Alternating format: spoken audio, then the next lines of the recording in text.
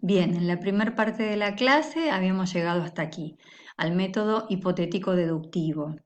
Sabemos que es un método donde a partir de un problema se buscan hipótesis como respuestas, se utiliza un método conjetural para resolver este problema y se elaboran hipótesis generales donde hay datos iniciales relacionados en estas hipótesis.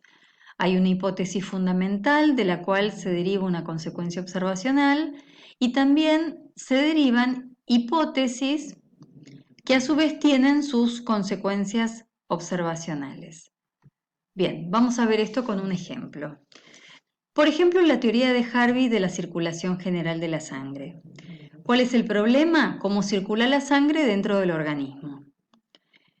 La intuición que tiene que ver con lo conjetural, es que debe tener un movimiento circular.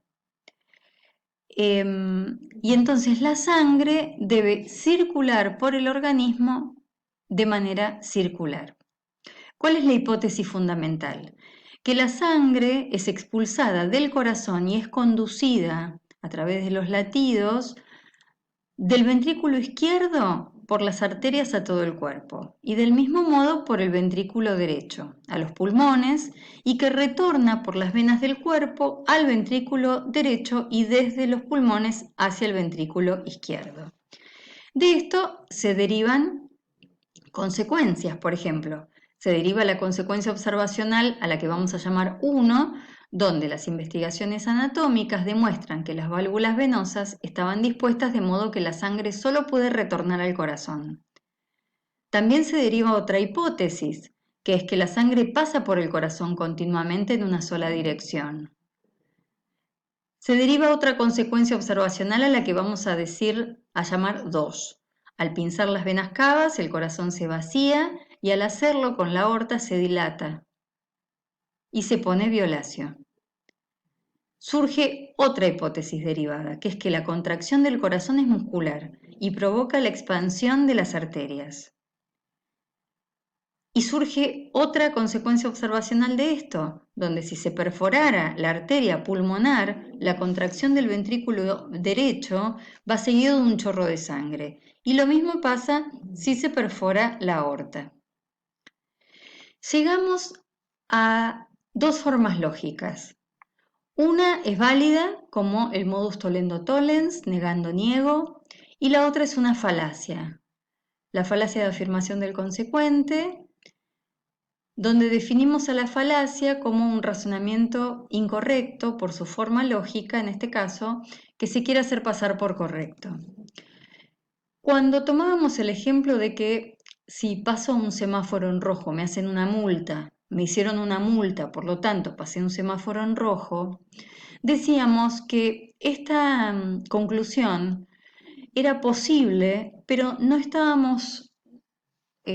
podíamos probar lógicamente que fuera válida. Sí podíamos probarlo en los modos lógicos cuyo resultado era una tautología. Entonces diferenciábamos aquello contingente que era posible que se cumpliera de aquella tautología que era válidamente probable desde la lógica. O sea, probable como comprobable, ¿sí? Comprobable desde la lógica. Bien, ahora transformemos esa falacia de afirmación del consecuente en lo siguiente. De una hipótesis se deduce una consecuencia observacional. Yo compruebo la consecuencia observacional, entonces compruebo la hipótesis. Sería la forma del método hipotético deductivo. Pero cuando hago esto, no solo recaigo formalmente en una falacia, sino que es posible que esa hipótesis sea verdadera, pero estoy dentro de una contingencia. De allí que Karl Popper haga una revisión lógica y metodológica del método hipotético deductivo y que hable del falsacionismo. Para ello se dirige al modus tollendo tollens. Si A entonces B, niego a A, por lo tanto, niego a B, por lo tanto, niego a A. Si de la hipótesis se desprende una consecuencia observacional, falsando la consecuencia observacional, falso la hipótesis. No es tan sencillo porque no es solamente de la hipótesis que se desprende la consecuencia observacional, sino que en realidad hay una conjunción entre la hipótesis, los datos iniciales y los supuestos auxiliares. De esa conjunción se desprende esa consecuencia observacional. Si yo falso la consecuencia observacional, lo que estoy falsando es esa conjunción. O sea, es falsa la conjunción que interviene en la deducción de las consecuencias observacionales. Por lo tanto, tengo que volver a revisarla.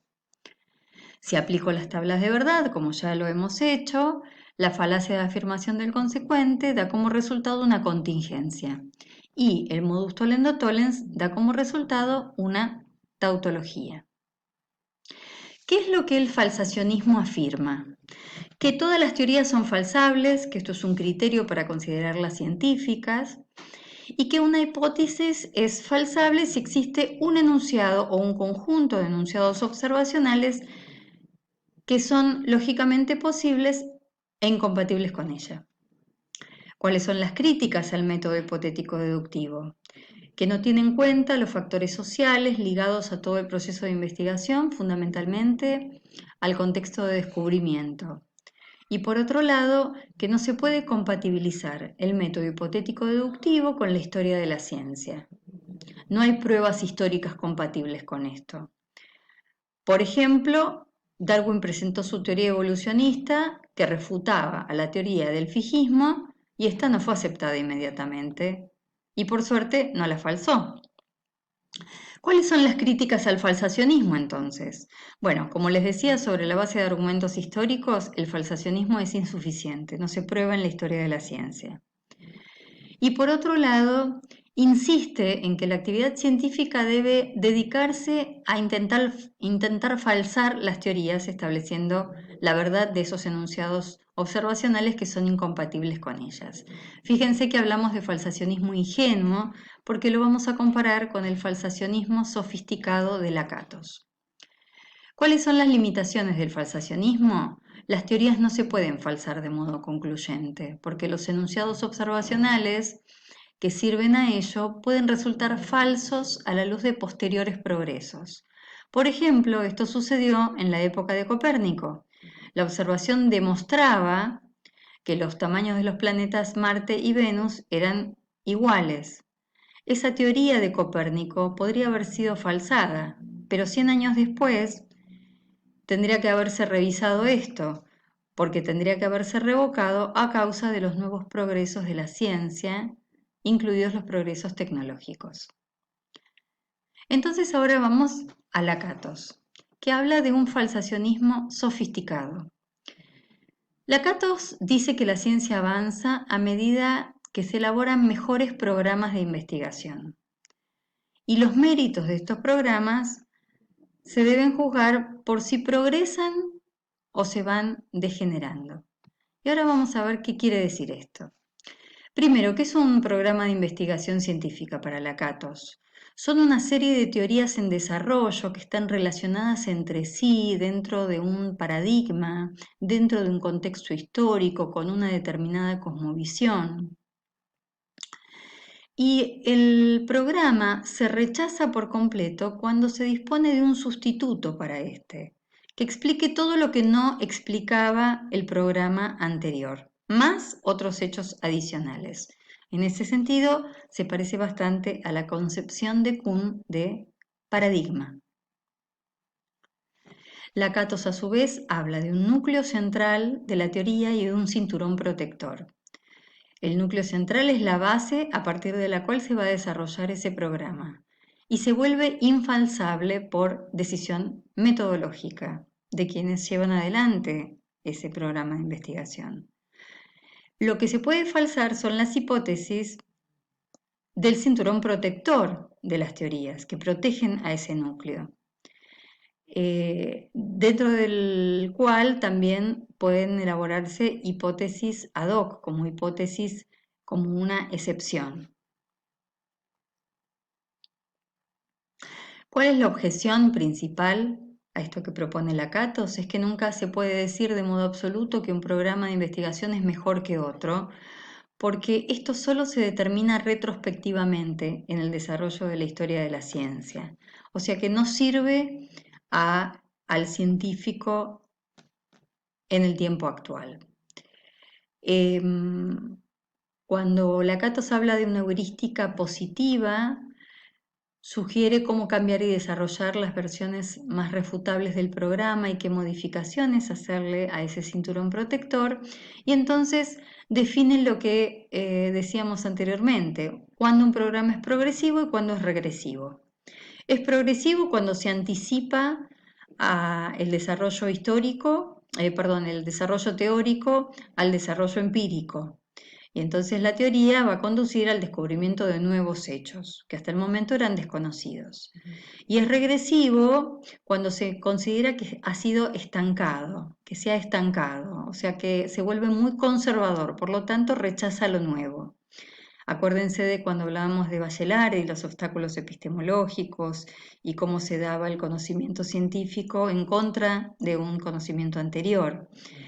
Aquí entonces, cuando se encuentra estancado, el programa se toma como regresivo. Y entonces se necesitan explicaciones como excepciones. Por último, y culminamos con esto, las críticas al falsacionismo de Popper por parte de Lakatos son que la ciencia no fue falsacionista a lo largo de la historia, que no proporciona por eso una explicación adecuada de cómo se ha desarrollado. Las teorías científicas dicen no se descartan o se abandonan por la aparición de una contraevidencia empírica, sino que es una compleja construcción la contrastación de las teorías. No tiene nada ni de simple ni de lineal a partir de esa contraevidencia.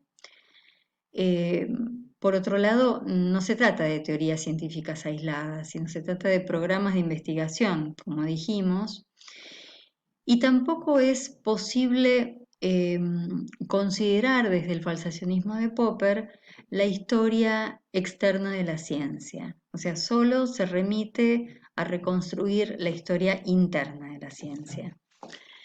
Bien, vamos a terminar acá con esta revisión metodológica eh, de la investigación científica y vamos a seguir el lunes con la cuestión de la experimentación y su relación con la bioética.